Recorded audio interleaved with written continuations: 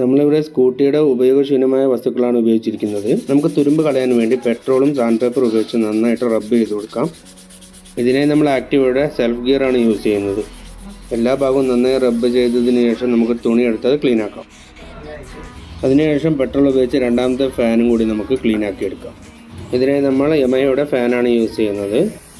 നന്നായി ക്ലീൻ ചെയ്തതിന് ശേഷം നമുക്ക് ചെയിൻ ഒന്ന് കളർ ചെയ്ത് കൊടുക്കാം. അതിന് ബ്ലൂ കളറാണ് നമ്മൾ യൂസ് ചെയ്യുന്നത്.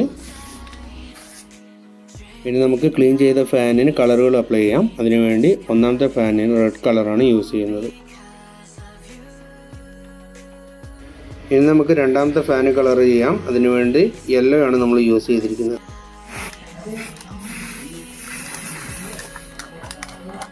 നേരത്തെ കളർ ചെയ്ത ചെയിനിൽ നിന്നും ഒരു ചെയിൻ്റെ കളർ നമ്മൾ മാറ്റുന്നുണ്ട് കേട്ടോ. അത് യെല്ലോ ആക്കിയാൽ കുറച്ചുകൂടി അട്രാക്റ്റീവ് ആകുന്നതിന് വേണ്ടിയാണ് അങ്ങനെ ചെയ്യുന്നത്. ഇനി നമുക്ക് നമ്മുടെ വർക്ക് സ്റ്റാർട്ട് ചെയ്യാം. അതിനുവേണ്ടി നമ്മൾ സെൻറ്റർ ഭാഗത്തായിട്ട് ചൈൽഡ് മിറർ ക്രമീകരിക്കുന്നുണ്ട്. ആ ചൈൽഡ് മിറർ അതിൽ കറക്റ്റായിട്ട് ഫിറ്റ് ചെയ്യാൻ വേണ്ടി നമ്മൾ പ്ലസ് കിക്ക് യൂസ് ചെയ്യുന്നുണ്ട്.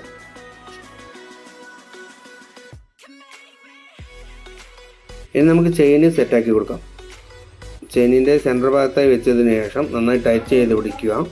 അതിനുശേഷം ഗ്ലൂ അപ്ലൈ ചെയ്ത് കൊടുത്താൽ കുറച്ചുകൂടി ബെറ്ററായിട്ട് നിങ്ങൾക്കത് ചെയ്തെടുക്കാൻ സാധിക്കും. അതിനുശേഷം നമുക്ക് ഗ്ലൂ എടുത്ത് എല്ലാ ഭാഗത്തും അപ്ലൈ ചെയ്ത് കൊടുക്കാം.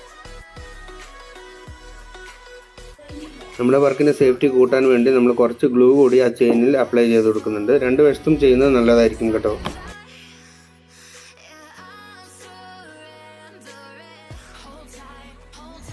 നമ്മുടെ രണ്ടാമത്തെ അലങ്കാരപ്പണി എന്ന് പറയുന്നത് കുറച്ച് ഡേഞ്ചർ ആയിട്ടുള്ളതാണ്. അപ്പോൾ അതിനുള്ള സേഫ്റ്റി മെഷർ എടുത്തതിന് ശേഷം മാത്രമാണ് എല്ലാവരും ഈ വർക്ക് ചെയ്യേണ്ടത്. രണ്ടാമത്തെ ചൈൽഡ് മിറർ നമ്മൾ രണ്ടാമത്തെ ഫാനിൻ്റെ സെൻറ്റർ ഭാഗത്തായിട്ട് ക്രമീകരിക്കുന്നു. നമുക്കിനി ഓരോ ഭാഗങ്ങളായിട്ട് ചെയ്തിട്ടുള്ള ഗ്ലാസിൻ്റെ പീസുകൾ നമ്മളെ ഫാനിൽ ഒട്ടിച്ചു കൊടുക്കാം. കുട്ടികൾ ചെയ്യുമ്പോൾ മുതിർന്ന ആൾക്കാരുടെ സഹായം തേടുന്നത് നല്ലതാണ് കേട്ടോ. ഒരു ഗ്ലാസ് കട്ടർ ഉപയോഗിച്ച് കട്ട് ചെയ്യുകയാണെങ്കിൽ ഇതിനെക്കാട്ടും ബെറ്റർ ആയിട്ടുള്ള ഷേപ്പുകൾ നമുക്ക് സൃഷ്ടിക്കാൻ സാധിക്കും. നമ്മൾ വർക്കിൽ കുറച്ച് വെറൈറ്റി കൊണ്ടുവരാൻ വേണ്ടിയിട്ട് ഗ്ലാസുകൾ പലതരത്തിൽ പൊട്ടിക്കാനാണ് ഹാമർ ഉപയോഗിച്ചിരിക്കുന്നത്.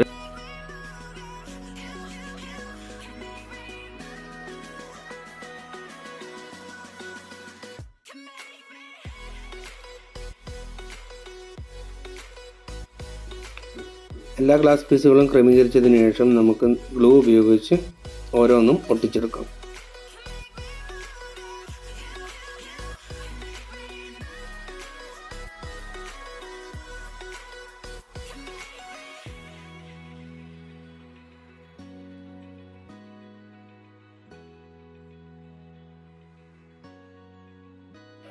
അതിനുശേഷം നമുക്ക് ചെയിൻ ഉപയോഗിച്ച് നന്നായിട്ട് ടൈറ്റ് ചെയ്തതിന് ശേഷം ഗ്ലൂ അപ്ലൈ ചെയ്ത് കൊടുക്കാം. അപ്പോൾ നമ്മൾ രണ്ട് വർക്ക് ഏകദേശം കംപ്ലീറ്റ് ആയിട്ടുണ്ട്. ഇനി നമുക്കതിൻ്റെ ഔട്ട്ലുക്ക് കാണാം.